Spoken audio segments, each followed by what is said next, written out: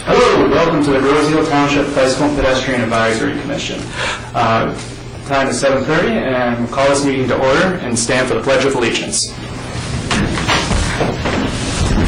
I pledge allegiance to the flag of the United States of America and to the republic for which it stands, one nation, under God, indivisible, with liberty and justice for all. We need a roll call. We have everyone here. We do have something that I'd like to announce with Mr. Rinka to come up. We have a change in the actual roll call. Hey, Brian and everyone on the board. Just obviously there's someone new in the seat that I'm typically at the liaison seat. So Wally Posiak is going to take over as the liaison to the Bicycle and Pedestrian Commission.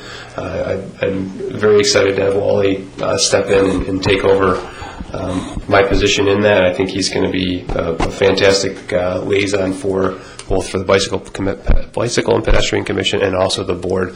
Wally has a tremendous amount of experience on roads in DPS, and he will be fit very, very well with the dynamics of this board. So I appreciate Wally stepping in and taking the liaison position, and I look forward to continuing to work with all of you guys. Wally, it's great to have you aboard. Congratulations on winning the election. As well as I can attest to what a great guy you are to work with. You've been a part of the Bike Path Subcommittee in the past, as well as DPS, and you're also get some kudos for being my neighbor. Sometimes that counts against you. The truth is that I'm happy to be back with Bike Paths. Maybe you don't know. I first got involved with Bike Paths with a former trustee by the name of John Neidhart. And John passed away 16 years ago. And I was part of the group that got the Memorial Bike Path system named in his honor. So I've been around Bike Paths a long time. I hope that I may be able to contribute in the future to the efforts. And it looks like you guys are rolling pretty fast, so I may have to work to keep up. Great. So moving forward, do we have any additions or deletions to the agenda as presented tonight? Okay, so can I get a motion to approve the agenda? Motion to approve it. Second. Great. All in favor? Aye. Okay, motion passes.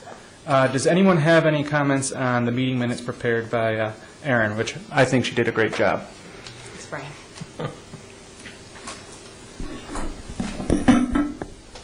No other comments?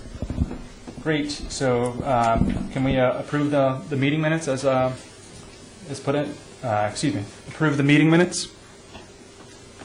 Motion to approve them. I'll second. Great. All in favor? Aye. Okay, at this time, we will have our open public comment. If there's anyone in the audience that would like to make any public comment not related to anything on the agenda, this would be the time. Okay, moving forward, we'll maybe get an update on the BPAC assessment. Alan, could you fill us in? Thank you, Brian. Today I spoke with Sarah Pink, and she is the Active Communities Coordinator for Michigan Fitness Foundation. She's a coordinator for the PAC program, the Participating in Active Communities program. I spoke to her about moving forward with a 2013 self-appraisal of the township. She stated that we can do it on hard copy, but their computers won't start accepting applications until the third week of January. She will notify me by email when that's open, so we can take it upon ourselves to maybe have a study session, start moving forward with what we need to do, and to set our short and long-term goals on that. So what I'd like to do is I would like to maybe have a study session sometime between now and January when we can start actually submitting our self-evaluation. Great. Now, refresh my memory. I believe we were talking that the last time that there was some capacity issues that we might be needing to get information from other township departments as well as commissions. And we were thinking about how do we get them involved, and we had made mention about possibly having get the board's opinion specifically on this and moving forward. Did we ever get that? Eric, excuse me if I misunderstood you, but were we going to address this with the township board and get approval to move forward with this? Yeah, I think the right way to do it is to get a resolution requesting that the township board support Groseville Township registering for the PAC, and then listing out kind of what it entails, both from a commitment side from the township and then also from a benefit side from the township. So I don't think it has to be too detailed, just basically what's it going to cost us and what are we going to get for it. In that way we can have a resolution that the township board approves or doesn't approve, and then that will be our authority or the bike path authority to move in with the pact and and answer all the questions, as well as getting the commitment from the managers and other commissions to get their assistance. So I think the right thing to do is for the Bicycle and Pedestrian Commission to create a resolution supporting the PAC and asking for the township board to do the same. Okay, thank you. We do have a quorum here tonight, so I'm thinking that we might be able to try and come up with that specific resolution. That way we can move forward with to the board, and that way we can still continue working on this maybe later on in December or early January. Eric, does that seem doable to you? Great.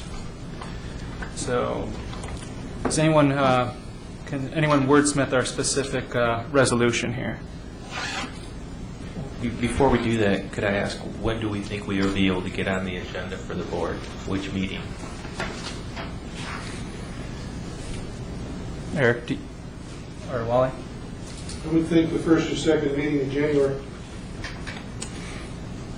Can I make a motion then to maybe have a study session before then to put together a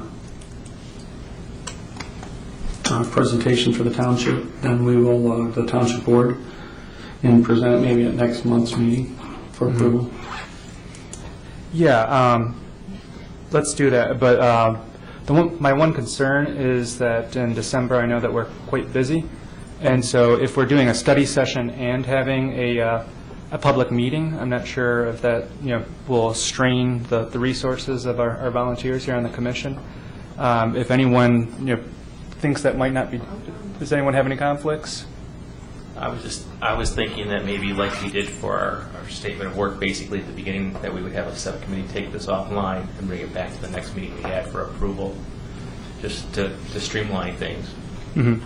So I guess that would be my recommendation, and then if that's okay with the rest of the groups, then I guess the question would be who would volunteer to be that subcommittee. Yeah, just logistically, the board will meet first part of December in Wally, and they won't meet again until first part of January. Do I have that right? That's correct. And you need how much lead time to get on the agenda? About a week, typically. Yeah, I would ask that we get on the January agenda even before we have the resolution in place, knowing that we'll have it in place. Mm-hmm. Yeah, I think we can do that. Let's get on the January meeting specifically. My pens aren't working here. So yeah, we will have that subcommittee, and I assume, Alan, that you'd like to be part of the subcommittee? Absolutely. And do we have any other volunteers? I can be part of the subcommittee. Great. I think that should be good between the two of you. I would think that if we do meet, it's not going to be an extensive meeting. It's going to really just set the guidelines for what we need to do. Then we can present it to the township and then go forward from there. Excellent. There is a little bit more I'd like to talk about with this, though. A lot of people wonder what the PAC program is. And I just want to touch a little bit on, there's 6 points to this. The benefits of promoting active community programs include recognition. The resulting board brings recognition to the community for achievements and removing barriers to make it easier for people to be active. The planning, personalized community report enhanced the community's planning process for describing strengths and potentials for improvement. It allows for partnerships, local leaders develop new partnerships and enhance existing partnerships as a result of working together to complete the assessment. It opens up awareness. Media announcements increase awareness among community residents about the community's vision and assets relating to active living. It touches on marketing. Communities use their award for another mechanism for promoting their community. And it allows for funding. Communities that understand their needs and assets are well positioned to be more competitive when applying for funding opportunities. So a lot of good things come out of this, and I think that as we grow with this PAC program, we'll be able to use it in many different areas. Great. I think that's a very effective benchmarking tool that Grows Yield can use specifically, pick and choose which parts we want to pursue ourselves, but it's a very good way to promote proper planning and make sure that we're being good stewards with the taxpayer dollars. So I'm excited to move forward with this, and I'm glad that the commission is all in favor with this as well. Is there anything else that you'd like to add as far as the PAC assessment? No, we will update as we move forward and give information on where we're at in the process. So there'll be a lot more information on it in the future. Great. Thank you so much. One last thing before we move on to another subject. I would like to make sure that our liaison, Wally, takes back to gets us on the agenda for January to the board. Handled. Great. Thank you, Wally. So our next item on the agenda is an update on the Horse Mill Shared Use Path, or bike path. For those of you at home, we've been pursuing this as part of the recommendation from the former bike path subcommittee. They had gone through and looked at various options for spending the bike path millage that we had, and we had concluded that Horse Mill was probably the best use of our limited township dollars. And so that would actually extend from Meridian, at least it was thought to extend from Meridian over to Park Lane. And Gary Bailey can give us an update on what's been going on with the bids and any other news. As all of you are aware, I think the bids came in much higher than the engineering estimate. We have approximately $268,000 available. We also, thanks to the DPS Commission, we are able to use some funds from that commission for drainage features and some miscellaneous pavements, particularly at the intersection of Horse Mill and Park. That being said, there's still a shortfall. The project can't be funded at this point in time without some changes. Eric and I had a brief discussion. There will be another meeting with probably Ted, myself, Sohail from CE Rains, and Barry Sedlock, and anybody else that wants to attend, I assume, to discuss potential changes, deletions possibly, of the project to see how much we can finish with the monies available. The monies are fixed. There's a finite pot of money. We should, personally, I think this commission should get that statement every month. I don't know why we don't. But once that's done, we still hope to get something accomplished when the weather breaks in the spring. Eric, do you have anything to add? No, I think you covered it very well. At the end of the day, right now we have funds. We know we can go from Horse Mill, along Horse Mill from Meridian to Canal. We're just investigating how to get the rest of the way from Canal to Park Lane. So I think we're pretty close, and I would expect that between Gary and if there's any other people for a subcommittee that you want to establish for that there can probably be a resolution at the next Bicycle Pedestrian Commission meeting stating what the project scope is and then requesting the Township Board to move forward with the project along with what funds would come from what aspects of the township. Okay, question. We talked about moving into canal. Are we still focusing on moving into Parkland? Are we still heading for that? Or canal, that's it? I guess the ultimate goal would optimistically go all the way to Park Lane, but when the bids came in, what do I want to say, percentage 30% over what the engineering estimate was, it put a crimp in our ability to do as much as we'd hoped to do. So now we're taking another look at it, and it may have to be scaled back. It's really the best I can tell you at the moment.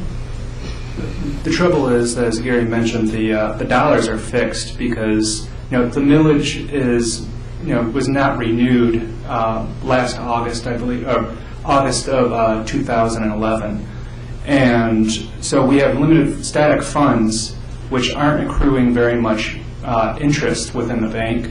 Yet, the construction costs are going up. So every time that we wait a little bit longer, we're actually having less money to spend on a project.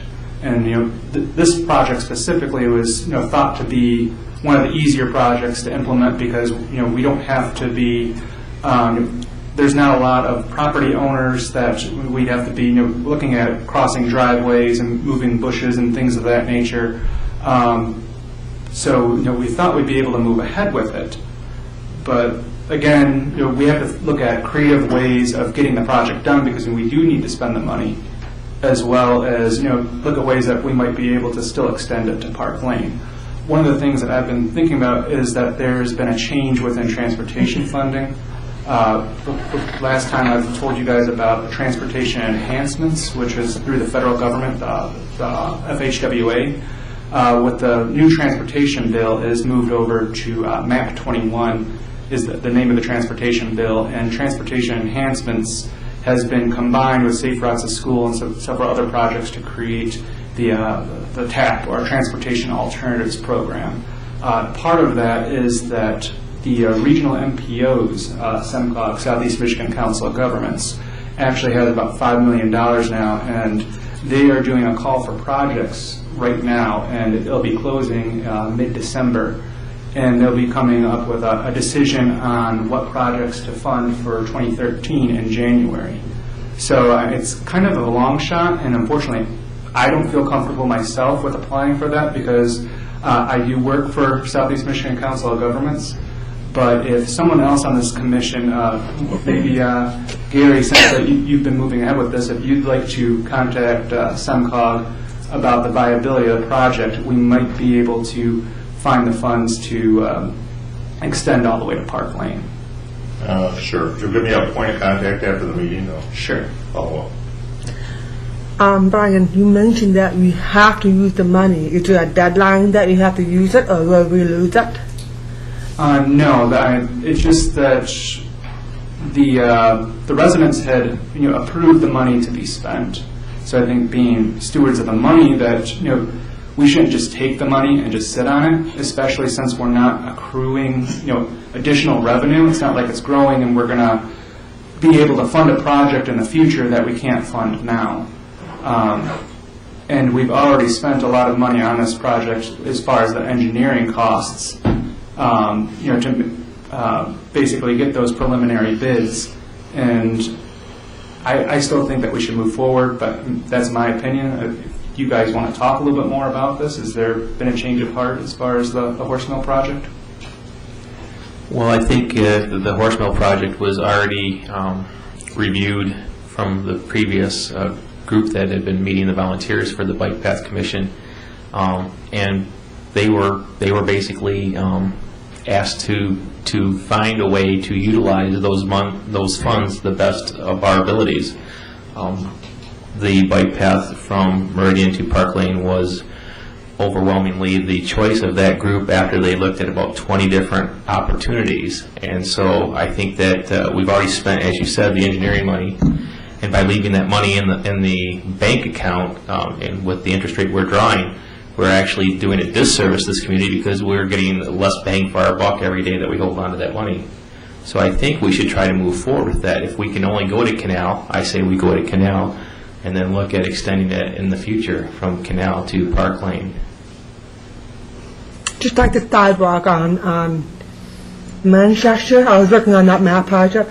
There's a sidewalk, nice sidewalk. I'm heading to East River. Sidewalk stopped. People are already used to it. They'll matter for a bike to Canal and then get on the road. You know, add on later. Crosses East River? Yeah, and this side, that was sidewalk. It's accessible, rad, for the wheelchair and blind people. That's it. So we can do the same thing on the horse mill. Yeah, definitely. Is there any other opinions? I mean, I think that we're in agreement here, but if there's someone that differs from Rob's, in my opinion, please say so now. I support it. Great. And if anyone that's watching at home, please, we'd love to hear from you. We'd like to hear your support, or as well as if you have some sort of creative ideas, we'd like to hear that as well. But I think moving forward, we're still going to continue with this project and see how we can creatively fund it all the way to Park Lane, or if not, figure out how we're going to do that in the future. So the next subject is about assessment of the entire island. I'll let Aaron get into the details of this, but the idea was that, again, we want to try and find a benchmarking to see what are the existing conditions out there for bicycle and pedestrian travel in the entire island. And the best way to do that, we thought, was to create specific little districts, and each of us accomplish one specific district. So Aaron, do you want to tell us a little bit more about that? Sure. Everybody received the map that I had sketched out, and all had your areas. And in your packet for this week, I included just an example of how I organized my assessment. You don't have to do it this way. I'm sure when we meet and discuss it, we might find a best practice that everyone prefers, but this is just kind of how I did it. So I organized what I found by priority. So priority 1 were what I considered safety hazards. Priority 2 were things that are concerns, but not necessarily, I guess, don't necessarily need to be addressed immediately because they're a safety concern. And then the last one, I don't remember what I called it actually. Opportunities. So maybe nice to haves. So my thought is, and you don't have to take pictures. I did this when I thought that I wouldn't be able to make the next meeting, and so this would assist everybody else.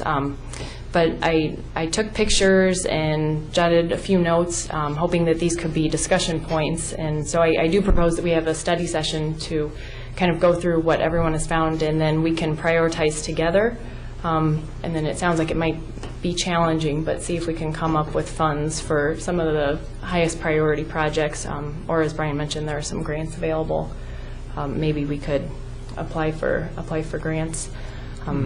But so this was really just an example of how I've done it. So if people weren't sure how to get started, but I do think that we should have a study session to go over this. I think this is too meaty to go over in this setting. I completely agree with you on that one. But additionally, we wanted to do this because it's sort of the first steps in moving towards our goal of creating a non-motorized plan for the island.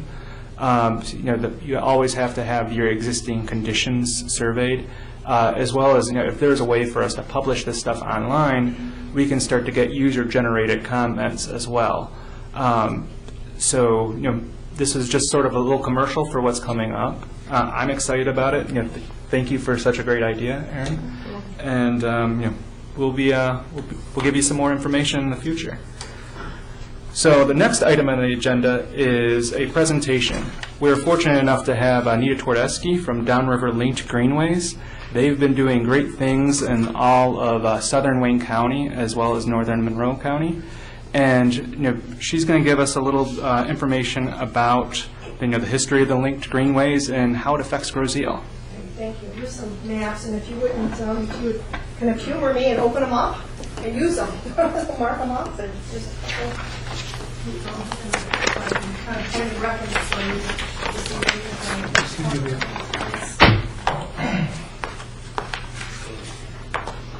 Great. Well, thank you. Thank you for the opportunity. I co-chair the Downriver Link Greenways Initiative with Mary Bowling from Michigan's Sea Grant program. I'm just going to go to next. Okay. A little bit about the Downriver Link Greenways Initiative. We started the initiative about 1998, and it was a result of the Downriver Summit, if anybody's familiar with those summits. And really what had happened is the DCC and the Chamber, Southern Wayne County Chamber, had gotten a group of folks together, and out of that came some initiatives, and one was the Downriver Link Greenways, and it was looking at how we can improve quality of life downriver. With that, several communities put together a master plan, and it looked at priorities, how we could get projects going. And since that plan started, we've done one update, and I can tell you we've put over $15 million worth of greenways projects in particularly the southern end of Wayne County, as Brian alluded to. The map that I have on here just kind of gives you a little overlay. I'm going to speak a lot from what's going on basically from Detroit down to Monroe. And then further on in my presentation, what I'd like to really give you is a flavor or a snapshot or a journey of what is available to your residents off the island. So, for example, there's some great things going on in Flat Rock, and we'll get into that in a few minutes. But anyhow, if you look at the dark blue lines, that is the water trails. There's a lot of work going along, as you know, hopefully know, the Detroit River, the Huron River, the Clinton River, the Rouge River. There's a huge initiative for water trails, and we are seeing a resurgence of water recreation. And it's been very, very good, and a lot of projects are happening.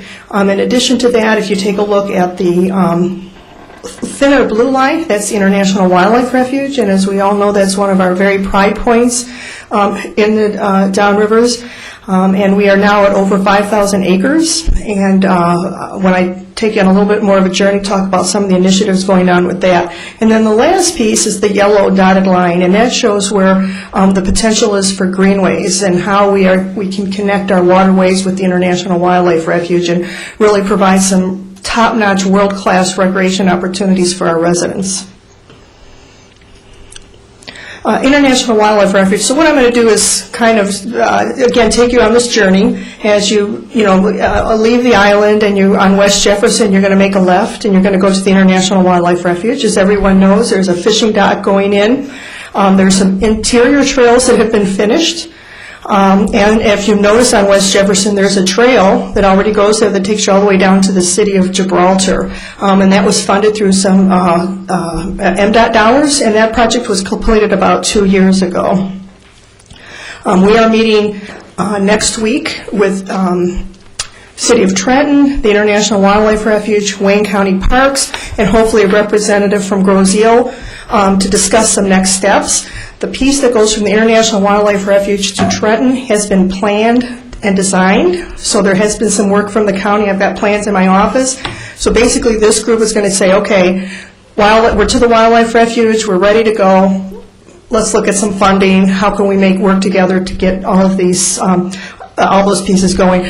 Potentially what they're looking at doing is coming to the sign and then either doing a road diet on West Jefferson or going down to the canal and back and then back up. So that's one of the things that we'll be looking at next week. And then if you go through the city of Gibraltar, again, kind of that journey, you head down South Gibraltar, and the city of Gibraltar has really done a lot of cool things. They are looking at putting in a kayak launch somewhere in their community, so they're very excited about that. You pass the Dairy Queen, Humbug Marina, and then you travel on South Gibraltar to the Lake Erie Metro Park, and that project was completed about 2 years ago. And then if you journey into Lake Erie Metro Park, they do not charge you if you come on your non-motorized, so you can get all the way down to the marina. And that project was completed about 5 years ago. And I can tell you that HCMA, the Huron-Clinton Metropolitan Authority, has been very, very supportive and very, very passionate about what we're doing here downriver. And they did that project kind of as a leap of faith 5 years ago and said, if we open up our doors to you, will you then get folks to us? And we said, by all means. So that was really one of the first pieces that was done on this lake, or this journey that I'm talking about. And they've been very, very pleased. So once you get into the park, there's all kinds of ways that you can travel. You can get down to the marina, you can go to the wave pool, you can go over to the nature center.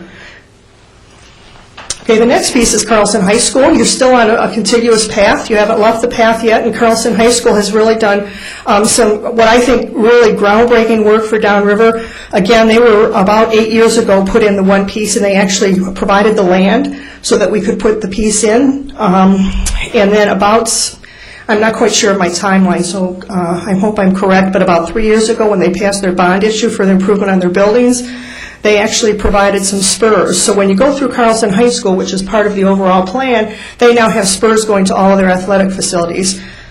So as you can see here, this is one of them.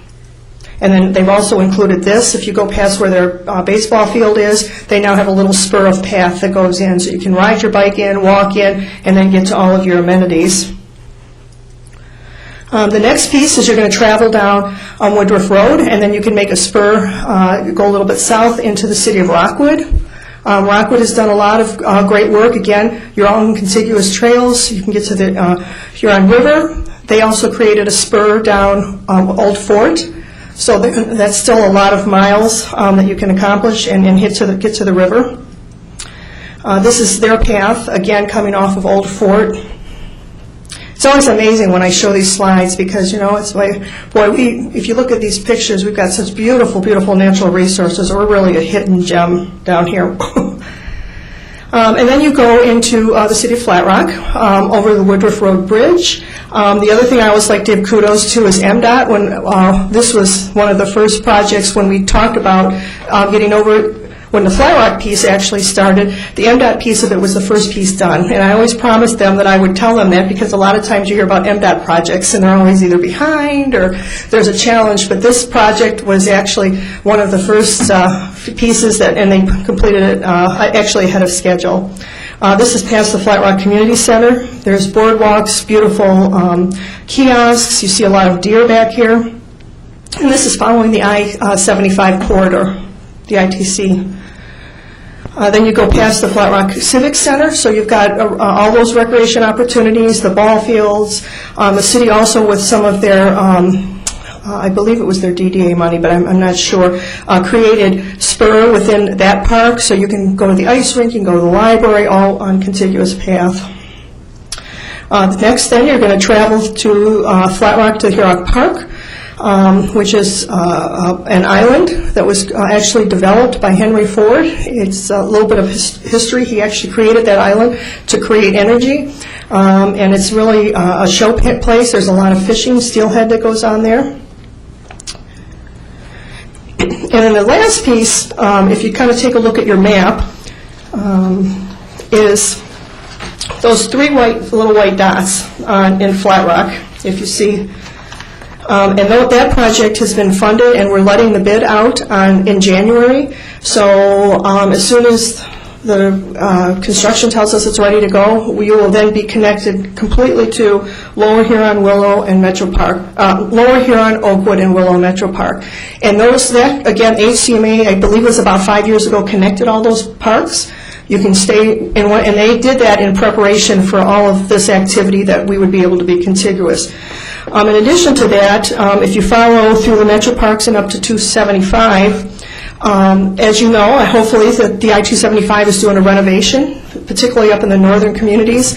At the last non-motorized committee meeting from MDOT, they are looking at potentially doing some remedial work on the southern end because there's actually a white gate that the Metro Parks put in probably 20 years ago, anticipating some traffic coming off of I-275, non-motorized traffic.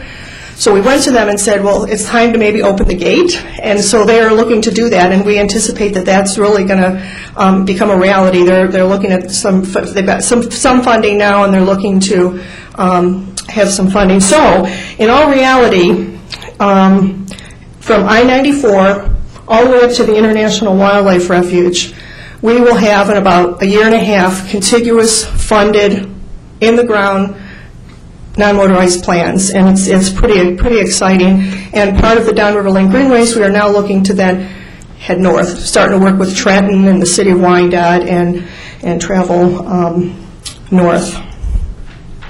A little bit about what we do. We have, as I indicated to you, on the master plan, we also have our marketing brochures. In addition to that, we do have a website, so if any resident would like to take a look at it, it's downrivergreenways.org. Has all our information on there, everything about the water trails and all of the projects and all the reports, all of the media, press releases, and those sorts of things. Okay, does anybody have any questions or comments or? Yeah, I have a few. I wrote it down. The wildlife refuge. Yes. We biked over there, the road, we turned off, we bike on the road. Are you planning on building the trail to connect the refuge to Parkway? Is that? You mean to Elizabeth Park? No, to the wildlife refuge. Yes, and we're from the West Jefferson Wildlife Refuge to Elizabeth Park. Is that what it? You won't? Okay, good. Yep, Elizabeth Park, International Wildlife Refuge where it stopped. And then quite frankly, when the visitor center becomes a reality, there will be trails within there that you'll be able to ride. Right now, the trails that are in the Wildlife Refuge are not for bicycles. Those are, hiking trails. So in essence, if you can kind of picture, you'll have the West Jefferson piece. You'll be able to get into the visitor center, park your bike, utilize the walking trails, get back on your bike, and then come to Elizabeth Park. I'm at the bike trail. Mm-hmm. Yep, it's going to go from... That's the plan. Yes, That's the goal. yes, Good. yes, yes. And quite frankly, we've had some design work done on that already. So I've got all those pretty things that engineers love. Good, I like that. Now, the 4th Street, I don't know if it's related to the 4th Street, they just renovated it. I've been driving, hoping to see Cheryl. Is there any plan for Cheryl? We're hoping. I'm not really 100% sure on that piece. I can tell you that there's been some conversation about the bridge that's going over, the 4th Street Bridge over I-75 has been a lot of discussion. I don't think there's any really plans underway that I'm aware of. Brian, you might be able to. I attend the MDOT non-motorized meetings as well as Anita, so we've known each other for a long time over here. But there is at least been talk about Sharrow specifically on 4th Street in southwestern Detroit, as well as connecting that into the downriver communities such as Lincoln Park. The trouble is that Sharrow specifically require that the posted speed as well as observed speed to be lower than 35 miles an hour. So where we start to run into a little bit of trouble is once you get past Eureka Road on 4th Street, that the speed limits go up to 40, then 45, then 50. So we probably won't be seeing specifically Sharrows that far south. I don't know about how far the status is with the current construction on 4th Street from essentially Goddard to Sibley and what's going to be on there, but we're still hoping for something. What about sidewalk? I know that they're building sidewalk. Can we use the sidewalk to bike on? The sidewalk where? 4th Street. On 4th Street? Yeah, they're building new sidewalks. I wonder, are we allowed to use the sidewalk? Unless there's a specific law from the local community restricting you from riding your bike on the sidewalk, you are allowed to. I would caution against it for many adults because of sight distance issues, especially on 4th Street in Wyandotte and farther north. You have the buildings that come all the way up to the sidewalk, essentially. And there's a lot of blind spots, and sidewalks in general create a lot of blind spots. So if you're on a facility that's specifically made for pedestrians traveling at 3.5 miles per hour, and you're on a bike and you're an adult and you're going, 10, 15, even a lot of us can go 20 miles an hour, automobile drivers are not going to be expecting that, especially if you're riding against the grain of traffic, because they're looking out into the street. So, that's a long-winded answer. I'd say, yes, you're allowed to, but I would caution you to ride slowly and, be aware of your surroundings. Okay, and one more thing. You mentioned Flat Rock. It's about a old depot, senior citizen complex. Are you conducting the Flat Rock? Yes, that's the piece, the trail is already there, that's a major trailhead. And when I refer to going from Oakwood, Willow, and Lower Huron, that's where you would access that. Yeah, you guys been talking about it someday. It's someday, I know. We're supposed to let the bid in January. It's signed, sealed, and delivered. So unless we have the same challenge, as we all know, see how the bids come in. So but we're open to put a shovel in the ground. Everything's done, and that project was about, just to kind of give you a little glimmer of hope, took probably about 15 years. So, but we're here. It's done. So, hopefully, we're very excited. So, I do have some additional things just to end to let you know that how the Downriver Link Greenways work is, as I indicated, my co-chair Mary is with Michigan Sea Grant. I work for Riverside Kayak Connection, and we have a public-private partnership. So our time is available to you. That's what I'm community outreach, and that's what Riverside Kayak supports. So if you need any additional resources, anything that we can help you with, any grant writing, if you need letters of support, we can provide all that. In addition to that, I just wanted to kind of give you a plug. There's some great things happening on the state. One being, I don't know if you've been following the governor's Blue Ribbon Outdoor Recreation Panel. He just did a big announcement about a week ago, and one of his priorities that came out of that work that the Blue Panel did, they actually created a Blue Ribbon Panel, and their job was to really make a recommendation to the governor on how we can move recreation forward, not only for state parks, but for the state.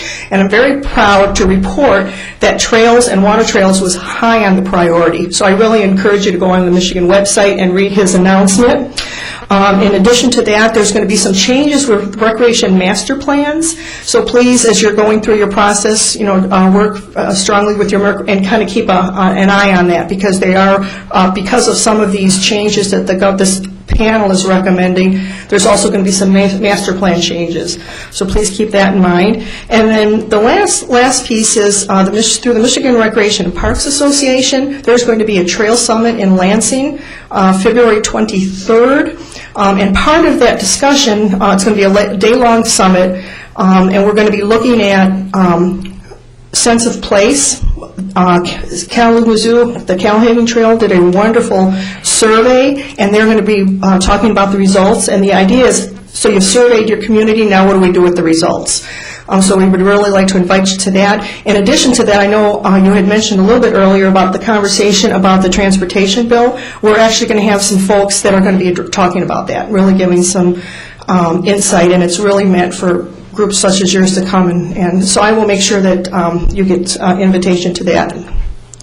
So any other questions? And I really appreciate your time, and kudos for everything that you're doing for your community in the arena of non-motorized. And I can tell you, I've been doing this for probably about 20 years now, and this is probably the most momentum I've seen. This is really, communities that are like yours that are saying, putting together commissions and looking at funding sources. There's I think you're going to see a lot of things break loose. So I encourage you to get ready and move forward. So thank you.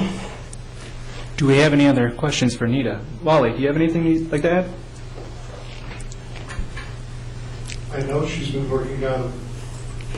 She was working on them when I was working on them. And I'm really glad to be back. You'll Yes, see a lot of yes, great, thank you. Alan, do you have anything?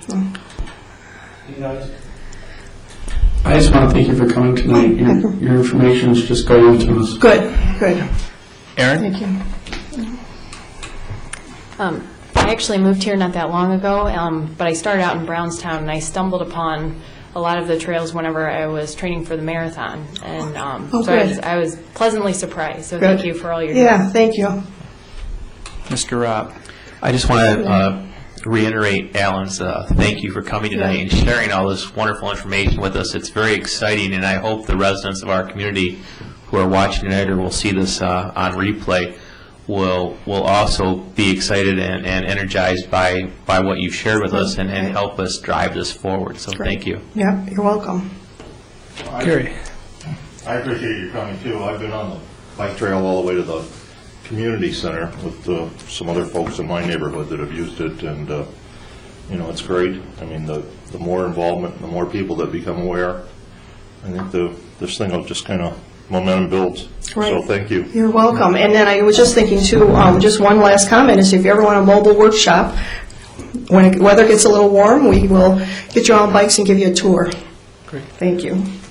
Is there any comments or questions from the audience? Eric, I know you're out there. Is there anything you'd like to add? No? Great. I'm just going to add my little comments here and say that I am super excited, and thank you again for coming out. No, it's been a long day for you here. But I just want to reiterate how many different gems and different things we got going on downriver between the wildlife refuge and between what's going on in Flat Rock, between the town centers in Gibraltar and Trenton and Wyandotte. I know that there's so many people out there that frequent these areas, as well as people that have businesses, and it's about creating more choices for us and increasing our quality of life. And I just think it's going to be amazing that if we work together with Trenton, who specifically wants this connector to happen, and they're our closest neighbor, and we can do this. We're going to be connected to all that. We're going to be connected to the metro parks, and beyond the metro parks, with the I-275 renovation, you're going to be able to go into Oakland County. You're going to be able to get up on Grand River and get up into M5 corridor.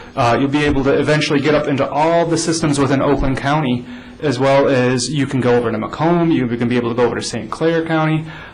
There's the airline trail that's going to be going completely across the state.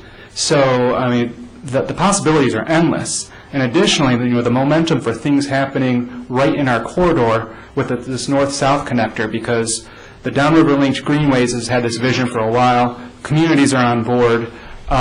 Recently, there's the Underground Railroad Tourism Trail that's going from Mobile, Alabama, all the way up to the city of Detroit, as well as we have the U.S. Bike Route System that is basically, they're trying to connect Toledo up to the Detroit area. So there's a lot of things going on.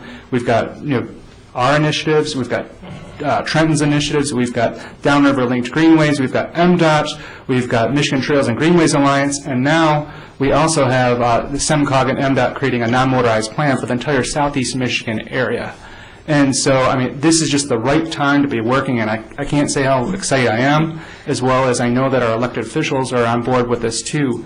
So, again, I'll put in the plug again that we're having this meeting with the City of Trenton, with Downriver Linked Greenways, as well as Wayne County on December 6th.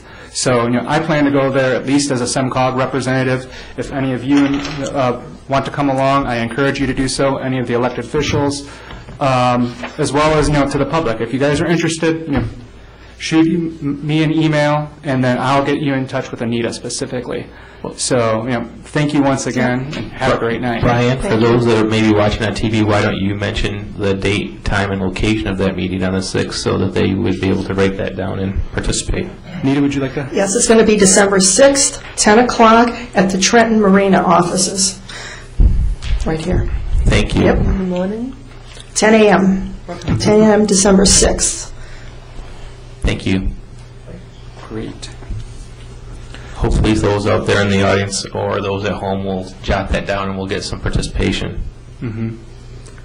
If not, if you couldn't hear it, just shoot us an email or give a call to anyone at the township, and we'll be able to answer and get you that date specifically and the time. So moving forward, we have our miscellaneous issues that we call the park bench. These are things that have been brought up in past meetings that we might have a little bit of updates on, we might not. So I'll go down the list and see if we have anything to cover specifically tonight. There's been talk in the past about fountain locations, and Gary had brought that up. Gary, do you have anything that you'd like to add today? No, Barry and I have got to get back together on this, but I think ultimately we're going to need some kind of recommendation from this committee to someone, and I guess I will defer to Wally on that, to say, you know, let's build them here, kind of thing. But we talked about putting them on the southern end of the bike path, so certainly by Meridian School and maybe one by Township Hall. And we currently have the funds for those? From As I understand it, the funds were donated by two separate groups. I don't know who or whom, and Dale Reed may have the best clue on The two that. fountains? Sir? Are you referring to the donations for the two fountains? Yes, sir.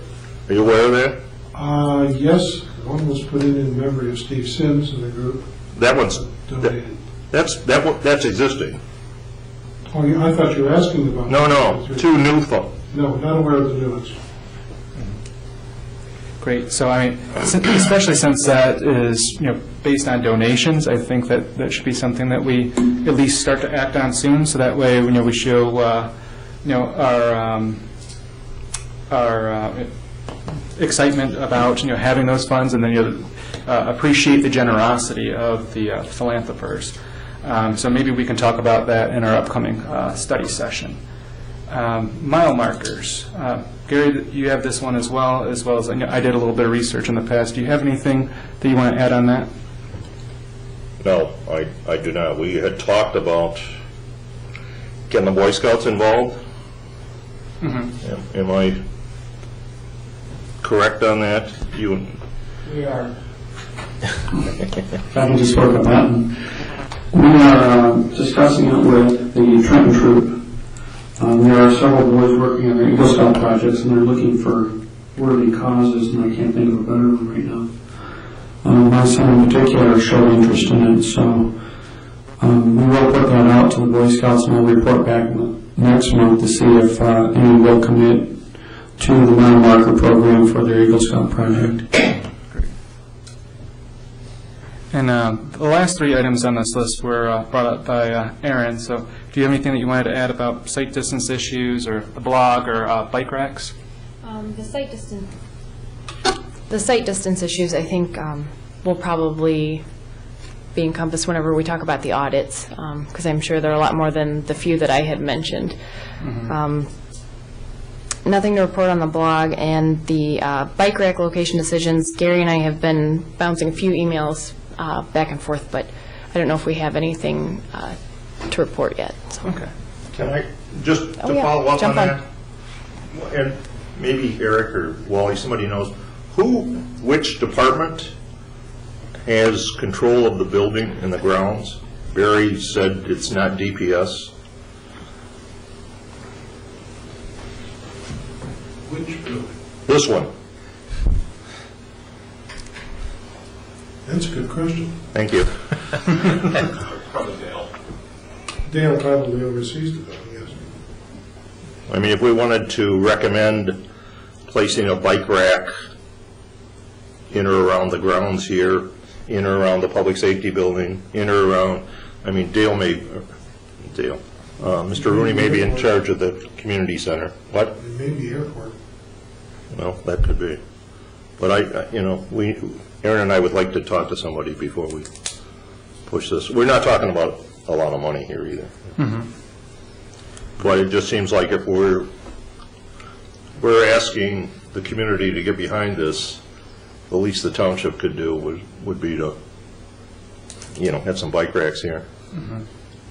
Yeah, so we'll make sure that we get some answers specifically on that one, as well as we want to encourage anyone watching this live or on the archive that if you know of some specific locations that you'd like to see a bike rack, let us know.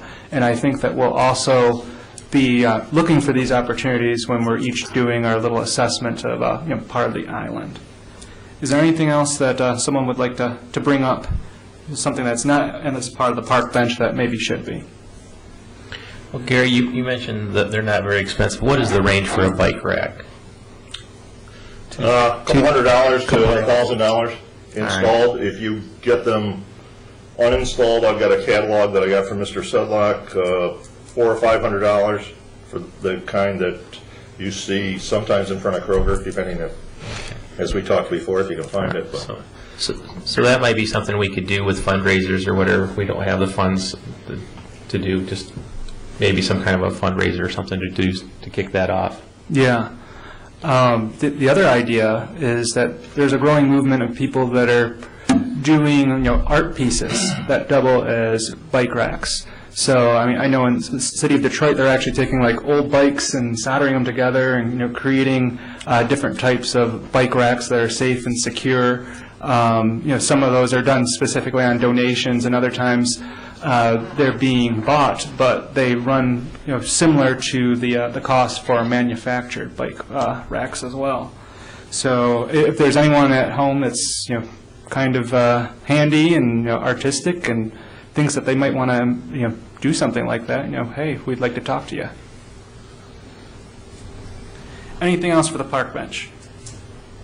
Now, with the bike rack, you were talking about financially. Is the community going to be responsible for fundraising, or should we encourage businesses to install it for their customers?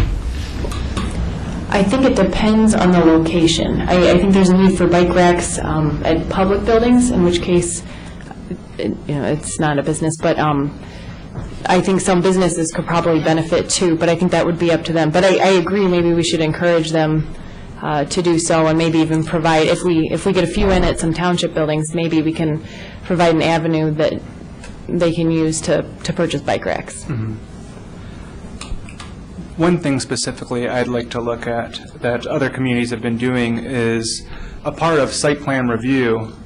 So this actually goes towards the Planning Commission specifically, is if you have a zoning ordinance standard for parking in general, that there might be a creative way of putting in bike racks as part of new development.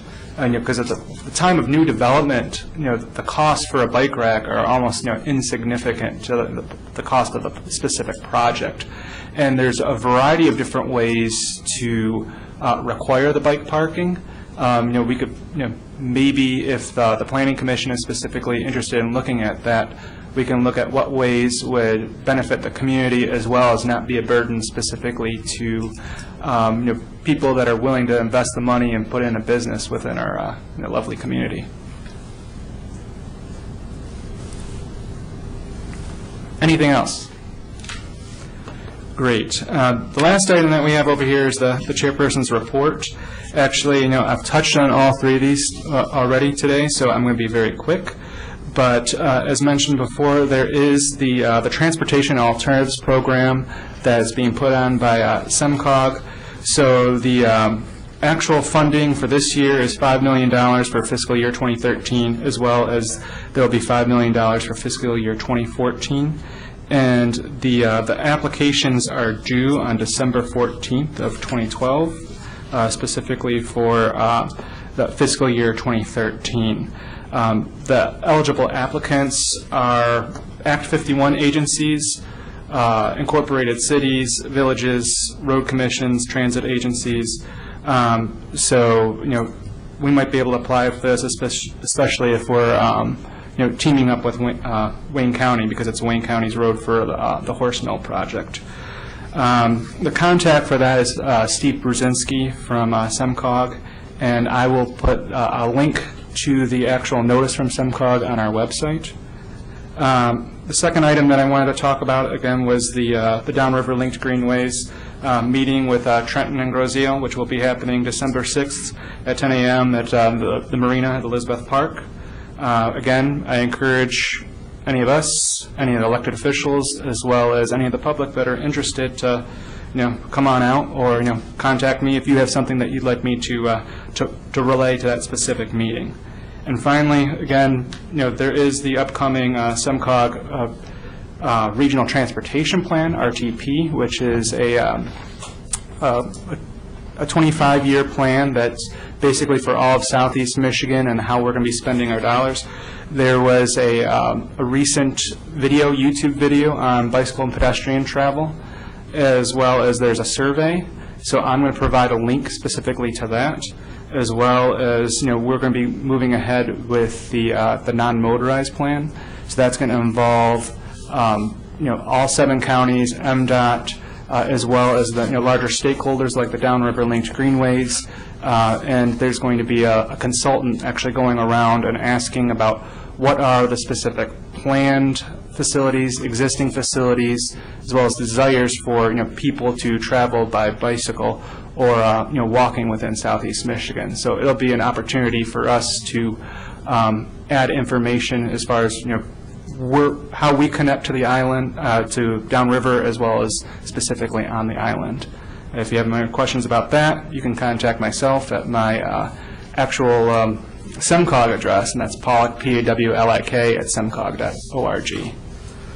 So with that, is there anything else that anyone would like to talk about this evening before we close? Just, I'd like to make a short mention. A few weeks ago, Charlie Raines died. I've known Charlie personally and professionally for over 30 years. He founded C.E. Raines Company, as I think most of you are aware. He was a great civil engineer, and I'm sorry to hear of his passing. My condolences to the Raines family. Yeah. You were talking about maybe have a meeting for January with another committee, right? When are we going to find out when that day is? January with another committee? Which committee are you talking about? Yeah, you're talking about PAC. When would that meeting be? Oh, that was going to be Aaron and Alan. They're just going to get together and basically create the resolution that we are recommending to the board, and so that way at our next official meeting we can approve that. Make our recommendation. And I don't have to worry about just a regular meeting in January, right? Yeah, at this time, unless we might do a study session. We would have to figure out specifically when we want to do that. If that will be January, if we'll do maybe a study session and a meeting, or maybe we'll move the study session to another time. But more information will be coming on that as soon as available. Okay. Just for the sake of information, that first township board meeting is January 14th. I've already sent an email requesting you get on the agenda. Thank you so much. All right. Yeah, Rob. I would just like to make sure that we address a couple things. First of all, I'd like to thank Mr. Rankin for his service to this commission and the previous commission of helping with the bike paths. I know it's been a long haul, and we appreciate your work effort, and we know that you're going to continue to serve on the board and move forward with other commissions and committees, but we want to thank you for your work here.